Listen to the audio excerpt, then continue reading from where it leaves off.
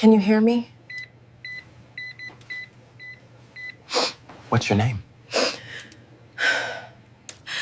I don't know.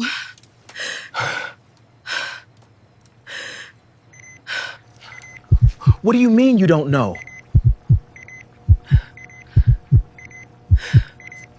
Doctor, she's not joking, is she? Ask her something personal. Anything she should remember. Amara, look at me. Who am I? I'm sorry. I don't remember you.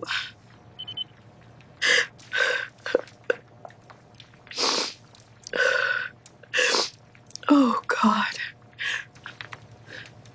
But in that moment, my name is Amara. Before all this, I was not a bad person. But I was poisoned. Slowly, carefully, and without even realizing it. It started with my sister. She used to tell me things like, in-laws are never your friends. They only tolerate you because of their son. Don't trust them too much. One day, they'll show you flames. At first, I laughed it off, but she kept repeating it again and again until it became a belief I didn't even question. So when I got married, I walked into my husband's home with armor already on my heart. My in-laws were kind. Too kind, maybe. My mother-in-law would cook for me.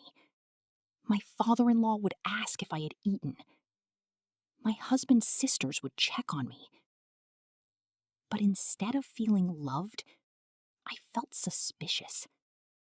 I thought, why are they acting like this? What do they want from me? Is this fake?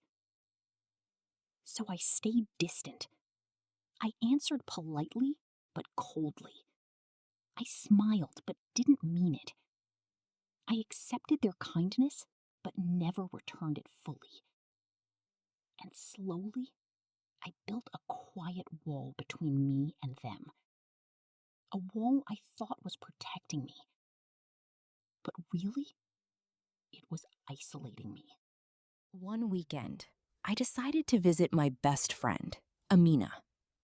She had recently gotten married too, and I wanted to check on her. But when I arrived, something felt wrong. Her house was too quiet. Her smile was too forced. And her eyes were tired in a way that words cannot explain. At first, she tried to act normal. But later that evening, when we were alone in her room, she broke down. "They don't like me," she whispered. I was shocked. Who? My in-laws. She wiped her tears quickly, like she was ashamed of them. "They make me feel like I'm not enough. Everything I do is wrong. I eat wrong, I speak wrong, I even breathe wrong in that house."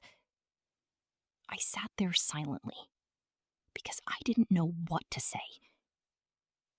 Then she showed me something that changed my perspective completely.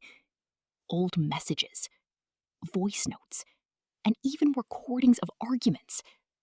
Her in-laws were harsh, cold, controlling.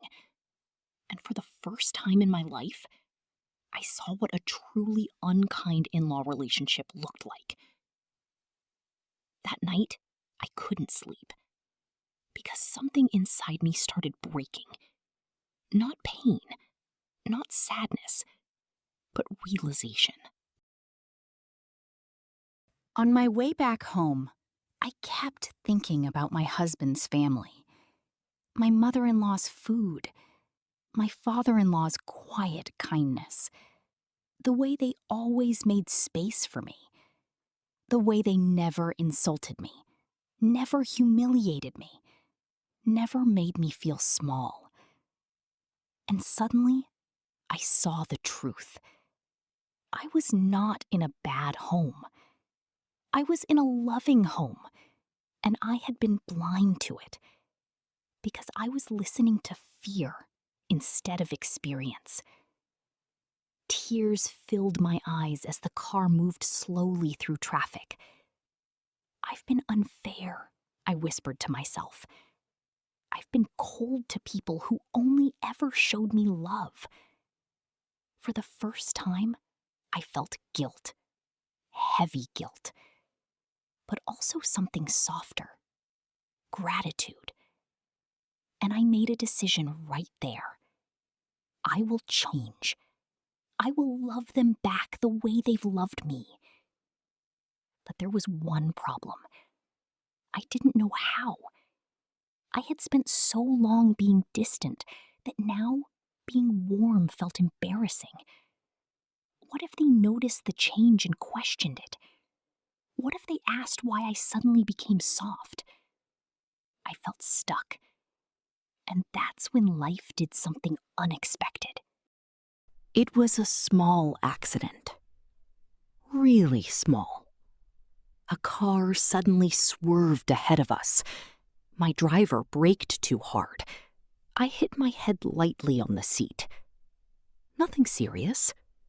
Just bruises. Just shock. But when I stepped out of the car, people rushed to help me. Someone said, "She looks confused." Another voice, "Is she okay? She hit her head." And then someone else said the words that planted the seed in my mind. "She might have amnesia. Let's take her to the hospital." Amnesia. The word echoed in my head. And in that moment, something dangerous and desperate was born inside me. Not confusion, not fear, but opportunity. At the hospital, my husband was panicking. "My wife, is she okay?" My mother-in-law was crying softly in the corner. Even my father-in-law looked shaken. Doctors checked me, asked questions, shone lights in my eyes, and I kept acting confused, blank, lost. Until finally, the doctor said, "She seems to have temporary memory loss due to shock." That was it. That was the moment everything changed. Because suddenly, I had a way out of my embarrassment. A way to reset my behavior. A way to become the woman I wanted to be, without explaining the transformation. That night, when they told me I was married, I looked at my husband and said, "I don't remember you." His face collapsed. My heart hurt, but I kept going, because I had already gone too far to turn back. The first few days were difficult. My in-laws treated me with even more care now. My mother-in-law fed me herself. My husband stayed by my side constantly. They all spoke softly around me, like I was fragile glass. And for the first time, I felt their love without my walls. No suspicion, no fear, no bitterness, just pure care. And I realized something painful. This is what I had been receiving all along, but I was too blind to appreciate it. At night, I would sit alone and think, what have I done? Because pretending had consequences.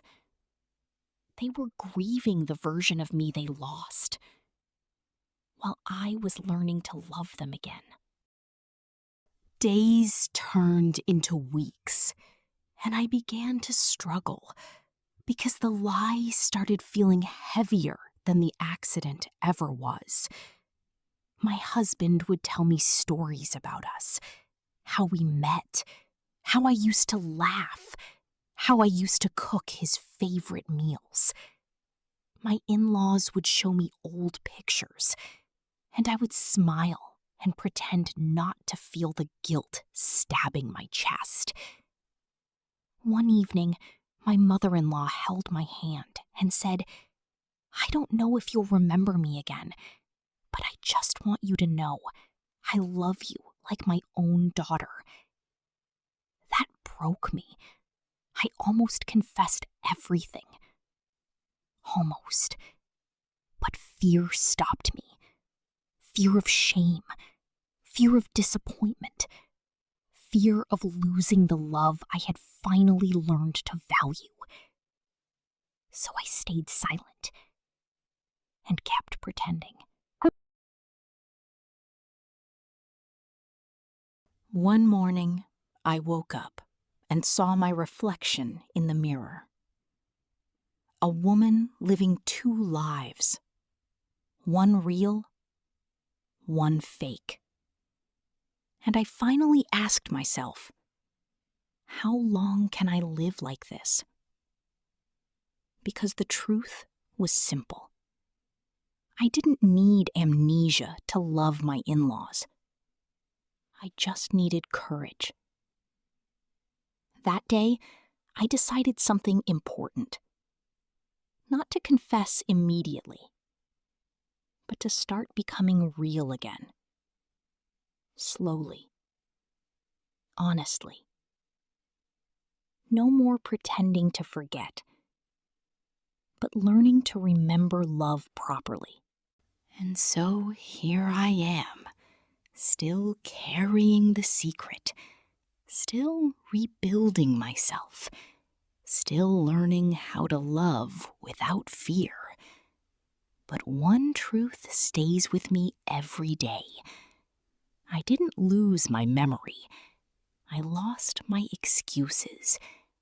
And in losing them, I finally found the family I was always too afraid to love properly.